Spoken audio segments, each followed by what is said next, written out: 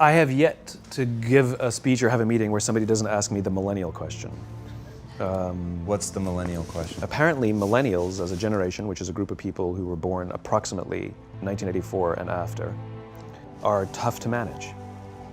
And they're accused of being entitled and narcissistic, and self-interested, unfocused, lazy. But entitled is the big one. And because they confound leadership so much, what's happening is leaders are asking the millennials, what do you want? And millennials are saying, we want to work in a place with purpose, love that. We want to make an impact, you know, whatever that means. We want free food and beanbags. And so somebody articulates some sort of purpose, there's lots of free food and there's beanbags, and yet for some reason, they're still not happy. And that's because they're missing, there's a missing piece. What I've learned is that I can break it down into 4 pieces, right? There are four things, 4 characteristics. One is parenting, the other one is technology, the third is impatience, and the fourth is environment. The generation that we call the millennials, too many of them grew up subject to, not my words, failed parenting strategies. Where, for example, they were told that they were special all the time. They were told that they could have anything they want in life, just because they want it. Some of them got into honors classes, not because they deserved it, but because their parents complained. And some of them got A's, not because they earned them, but because the teachers didn't want to deal with the parents. Some kids got participation medals. You got a medal for coming in last, right? Which the science we know is pretty clear, which is it devalues the medal and the reward for those who actually work hard, and it actually makes the person who comes in last feel embarrassed because they know they didn't deserve it, so it actually makes them feel worse, right? So you take this group of people, and they graduate school, and they get a job, and they're thrust into the real world, and in an instant, they find out they're not special, their moms can't get them a promotion, that you get nothing for coming in last, and by the way, you can't just have it because you want it. And in an instant, their entire self-image is shattered. And so you have an entire generation that's growing up with lower self-esteem than previous generations.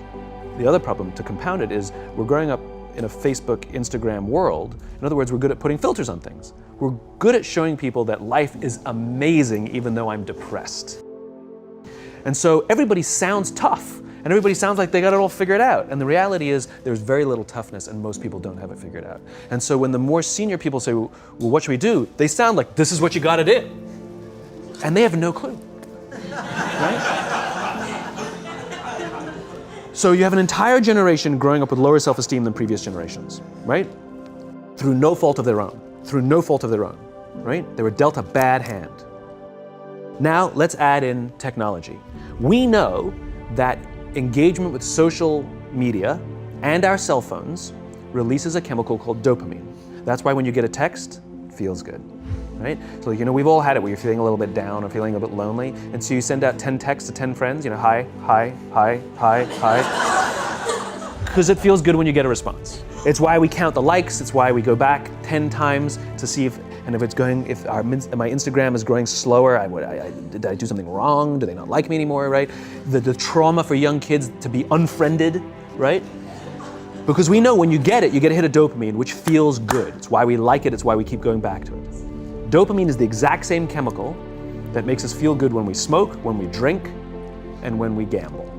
In other words, it's highly, highly addictive, right? We have age restrictions on smoking, gambling, and alcohol, and we have no age restrictions on social media and cell phones, which is the equivalent of opening up the liquor cabinet and saying to our teenagers, hey, by the way, this adolescence thing, if it gets you down.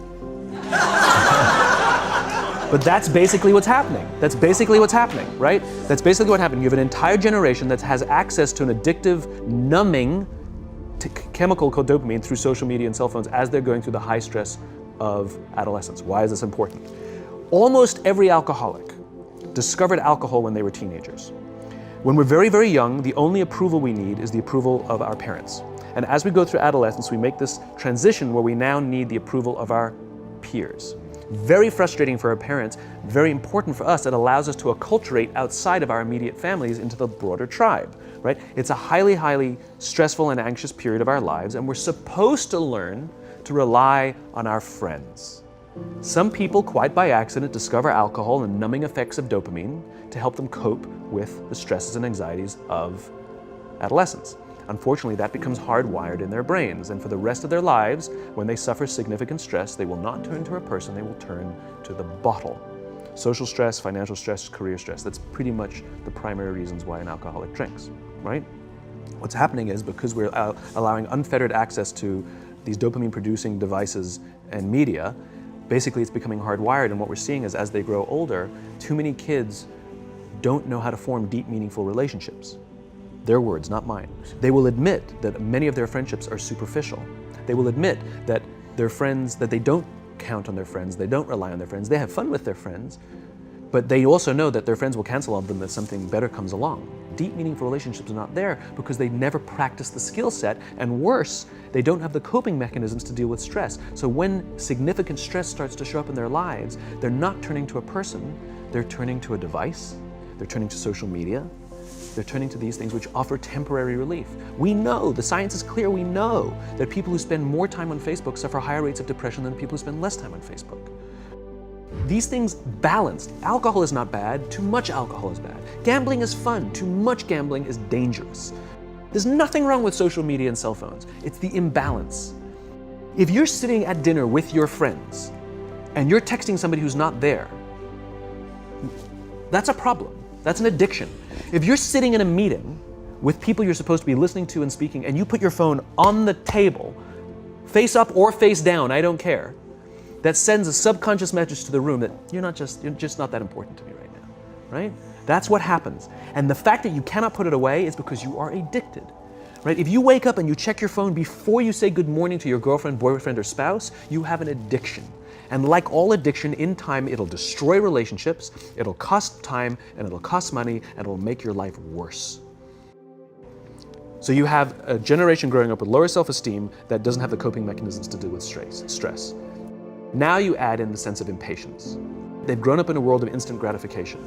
You want to buy something, you go on Amazon, it arrives the next day. You want to watch a movie? Log on and watch a movie. You don't check movie times. You want to watch a TV show? Binge. You don't even have to wait week to week to week, right? I know people who skip seasons just so they can binge at the end of the season, right? Instant gratification. You want to go on a date? You don't even have to learn how to be like, hey. You don't even have to learn and practice that skill. You don't have to be the uncomfortable one who says yes when you mean no and says no when you mean no, but yes when you don't have to swipe right. Bang, I'm a stud. Right? You don't have to learn the social coping mechanisms. Everything you want, you can have instantaneously. Everything you want, instant gratification. Except job satisfaction and strength of relationships, there ain't no app for that. They are slow, meandering, uncomfortable, messy processes. And so I keep meeting these wonderful, fantastic, idealistic, hardworking, smart kids. They've just graduated school. They're in their entry-level job. I sit down with them and I go, how's it going? They go, I think I'm gonna quit. I'm like, why? They're like, I'm not making an impact. I'm like, you've been here 8 months. You know?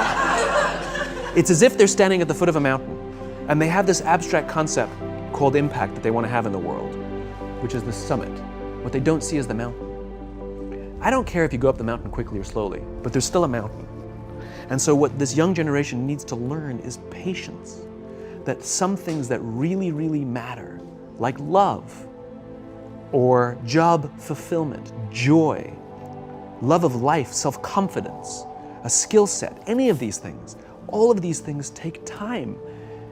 Sometimes you can expedite pieces of it, but the overall journey is arduous and long and difficult. And if you don't ask for help and learn that skill set, you will fall off the mountain, or you will, the worst case scenario, and we're already seeing it, the worst case scenario is we're seeing an increase in suicide rates, we're seeing an increase in this generation, we're seeing an increase in accidental deaths due to drug overdoses, we're seeing more and more kids drop out of school or take leaves of absence due to depression. Unheard of. These are all, this is really bad. The best case scenario, those are all bad cases, right? The best case scenario is you'll have an entire population growing up and going through life and just never really finding joy. They'll never really find deep, deep fulfillment in work or in life. They'll just waft through life and it'll be just, it's fine. How's your job? It's fine, the same as yesterday. How's your relationship? It's fine. Like that's the best case scenario. Which leads me to the fourth point, which is environment. Which is we're taking this amazing group of young, fantastic kids who were just dealt a bad hand. It's no fault of their own. And we put them in corporate environments that care more about the numbers than they do about the kids. They care more about the short-term gains than the long-term life of this young human being. We care more about the year than the lifetime, right? And so we are putting them in corporate environments that aren't helping them build their confidence, that aren't helping them learn the skills of cooperation, that aren't helping them overcome the challenges of a digital world and finding more balance, that isn't helping them overcome the need to have instant gratification and teach them the joys and impact and the fulfillment you get from working hard on something for a long time that cannot be done in a month or even in a year. And so we're thrusting to them in corporate environments, and the worst part about it is they think it's them. They blame themselves. They think it's them who can't deal. And so it makes it all worse. It's not. I'm here to tell them it's not them. It's the corporations, it's the corporate environments, it's the total lack of good leadership in our world today that is making them feel the way they do. They were dealt a bad hand, and I hate to say it, but it's the company's responsibility. Sucks to be you, like we have no choice, right? This is what we got, and I wish that society and their parents did a better job. They didn't. So we're getting them in our companies, and we now have to pick up the slack. We have to work extra hard to figure out the ways that we build their confidence. We have to work extra hard to find ways to teach them the social skills that they're missing out on. There should be no cell phones in conference rooms. None. Zero. And I don't mean the kind of like sitting outside waiting to text. I mean like when you're sitting and waiting for a meeting to start, this is what we all do. We all sit here and wait for the meeting to start. Meeting starting? Okay. And we start the meeting. No, that's not how relationships are formed. Remember we talked about it's the little things? Relationships are formed this way. We're waiting for a meeting to start and we go, how's your dad? I heard he was in the hospital. Oh, he's really good. Thanks for asking. He's actually at home now. Oh, I'm really glad. It was really amazing. I know, it was really scary for him. That's how you form relationships. Hey, did you ever get that report done? Oh my God, no, I didn't. I'll help you out. Can I help you out with that? Really? That's how trust forms. Trust doesn't form at an event in a day. Even bad times don't form trust immediately. It's the slow, steady consistency. And we have to create mechanisms where we allow for those little innocuous interactions to happen. But when we allow cell phones in conference rooms, we just, okay, have the meeting. And then my favorite is like when there's a cell phone there and you go like this, you go. It rings and you go. I'm not gonna answer that. Mr. Magnanimous, you know? When you're out for dinner with your friends, like I do this with my friends. When we're going out for dinner and we're leaving together, we'll leave our cell phones at home. Who are we calling? Maybe one of us will bring the phone in case we need to call an Uber or take a picture of our meal. That goes without saying, come on. I'm an idealist, but I'm not insane. You know? Not a heathen. I mean, it looked really good. We'll take one phone. And so it's like an alcoholic. The reason you take the alcohol out of the house is because we cannot trust our willpower. We're just not strong enough. But when you remove the temptation, it actually makes it a lot easier. And so when you just say, don't check your phone, people literally will go like this. And somebody will go to the bathroom, and what's the first thing we do? Have the phone, because I wouldn't want to look around the restaurant for a minute and a half. But if you don't have the phone, you just kind of enjoy the world. And that's where ideas happen. The constant engagement is not where you have innovation and ideas. Ideas happen when our minds wander and we go, and you see something, I bet they could do that. That's called innovation, right? But we're taking away all those little moments, right? You should not, and none of us should charge our phones by our beds. We should be charging our phones in the living rooms, right? Remove the temptation. You wake up in the middle of the night because you can't sleep, you won't check your phone, which makes it worse. But if it's in the living room, it's relaxed, it's fine. But it's my alarm clock. Buy an alarm clock. They cost $8, right? I'll buy you an alarm clock. But the point is we now in industry, whether we like it or not, we don't get a choice. We now have a responsibility to make up the shortfall and to help this amazing, idealistic, fantastic generation build their confidence, learn patience, learn the social skills, find a better balance between life and technology. Because, quite frankly, it's the right thing to do.